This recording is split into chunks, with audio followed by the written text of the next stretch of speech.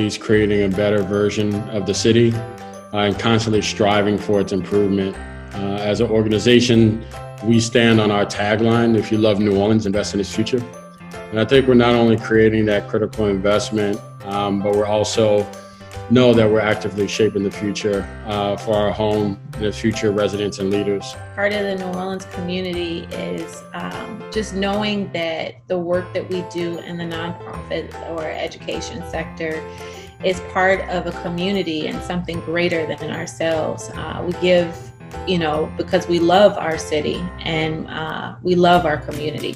Well, I'm very passionate about the local food system in New Orleans, the food culture, as well as our urban farmer community.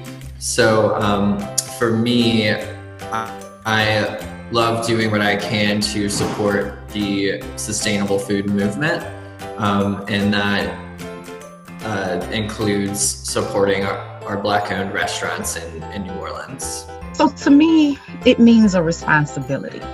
There's the saying, to whom much is given, much is expected. And having been given so much in terms of my identity, in terms of the motivation and inspiration that we just spoke about, even in terms of the opportunities to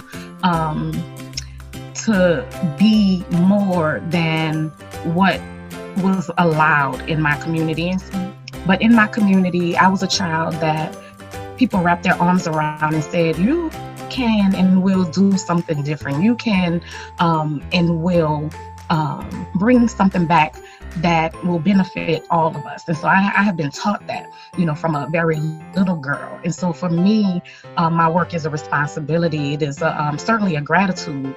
I love the responsibility with everything in me, but it makes me very sure of my mission and very sure of what I'm required to do on behalf of my community.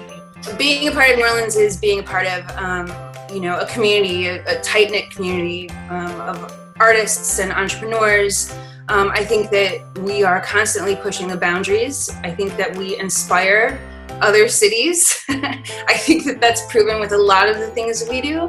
I think that meal assistant program started by the mayor of New Orleans and our health department to feed 10,000 people a day is unlike any in the world, and it's so inspirational. But we do stuff like that all the time. And I feel like that's what it means to be a part of New Orleans. Everything. I pride myself in being a global citizen. I'm so lucky that having been born in Kenya, I found a home in the US and specifically in New Orleans. First place that I set up roots beyond my education. I was educated in Victoria, Canada, then University of Washington in Huntsville, Alabama, but what has always felt like home, Orleans. And that's because of the deep culture that is the heartbeat of the city, and the culture of joy, regardless of what's going on. We all know of the poverty and challenges, but the heartbeat of joy that is just expressed in music and celebration never dies.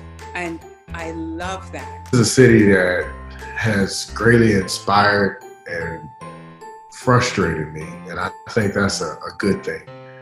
When something frustrates you, usually you want to make it better. I'm inspired by the people, the food, our culture that's like no other in the world.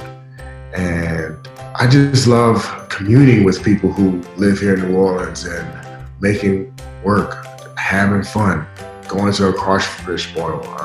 Just being a part of the community is really important for me. Someone told me a long time ago to think locally and act globally. So for me, it's always being a New Orleans-based connection, the way that we are a fairly small and interwoven community. I feel like I always have a lot of deep connections, and those connections are so supportive.